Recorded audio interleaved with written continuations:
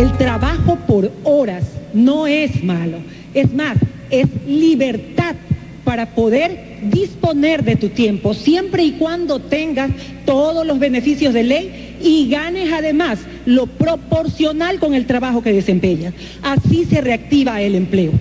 Sin embargo, este gobierno ha sido uno de los mayores desempleadores. Dos comentarios. Lo que hemos dicho, hay que bajar costos laborales en el Ecuador porque el sistema laboral es demasiado costoso y complicado. Y aquí se propone el trabajo por horas. Y eso es importante. Es importante que la gente pueda tener un empleo completo todo el tiempo, pero también es importante si es que la gente puede conseguir empleos por horas. Quizás lo primero es mejor, lo segundo menos bueno, pero lo importante es que la gente pueda acceder de alguna manera al trabajo y a veces la suma de horas de trabajo es lo que permite tener una vida laboral de mejor calidad. La otra intervención que deja una duda, se dice que el gobierno ha sido un importante desempleador en el país.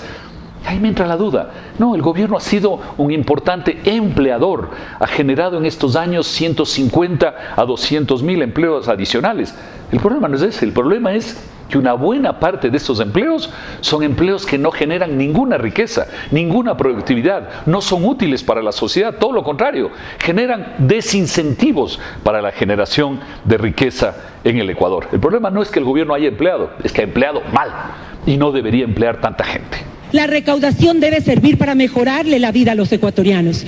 Por ejemplo, construir o volver a las escuelitas del campo, construir las guarderías que le darán trabajo a 50.000 mujeres pobres en el Ecuador.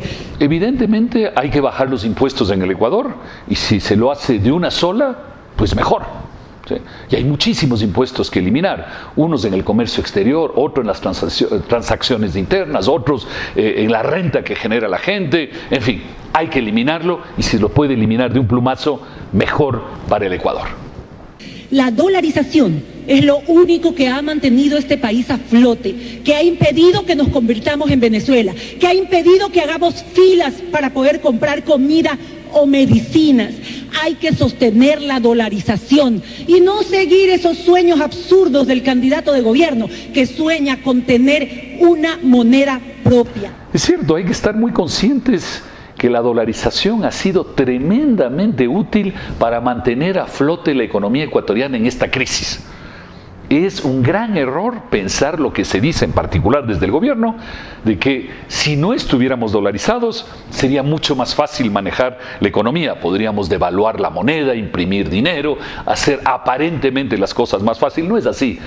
La dolarización no es perfecta, tiene pros y contras, pero de lejos la dolarización ha sido tremendamente útil, no solo en sus primeros, digamos, 13, 14 años en que tuvimos un entorno muy favorable, sino sobre todo en estos años de problema nos ha evitado caer en un círculo vicioso mucho más peligroso, así que hay que agradecer y mantener la dolarización.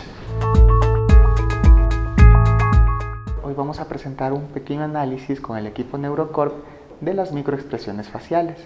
Vamos a analizar el último debate presidencial y vamos a tratar de identificar cuáles son las microexpresiones que corresponden a cada una de las emociones básicas universales que tienen los seres humanos. Dentro del análisis de las microexpresiones nos encontramos con la candidata Cynthia Viteri.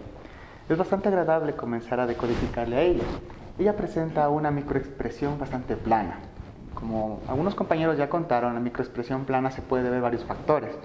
Uno de ellos puede ser la utilización de toxina botulínica o botox en el rostro y también, por ejemplo, un entrenamiento. Lo que me podría a mí pensar o dar dos caminos. Primero, el camino más sencillo es que la candidata haya sido extremadamente entrenada para poder hablar en público y manejar su discurso bastante acertado. Y la segunda probablemente es que pueda tener un botox en el rostro. Sin embargo, pudimos detectar dos microexpresiones bastante obvias dentro de todo el proceso lingüístico de la candidata.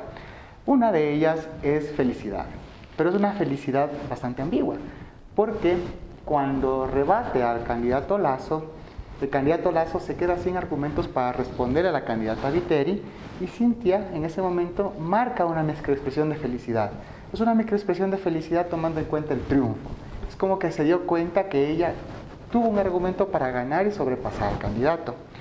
Pero también cuando ella estaba tanteando el terreno para saber o no saber si utilizaba el discurso para irse en contra del candidato Lasso, expresó miedo. El miedo se expresa mucho, que ustedes podrán verlo durante cualquier tipo de conversación, en las cejas, o podrán ver probablemente la felicidad, muy sencilla, se le ve en una sonrisa. Entonces eso pudimos decodificar de ella en los momentos bastante específicos. También hay que tomar en cuenta que muchas microexpresiones, en su mayoría, están dentro de una ira contenida, específicamente cuando parecería que las cosas no van como ella le gustaría que vayan. Viteri jugó al ataque.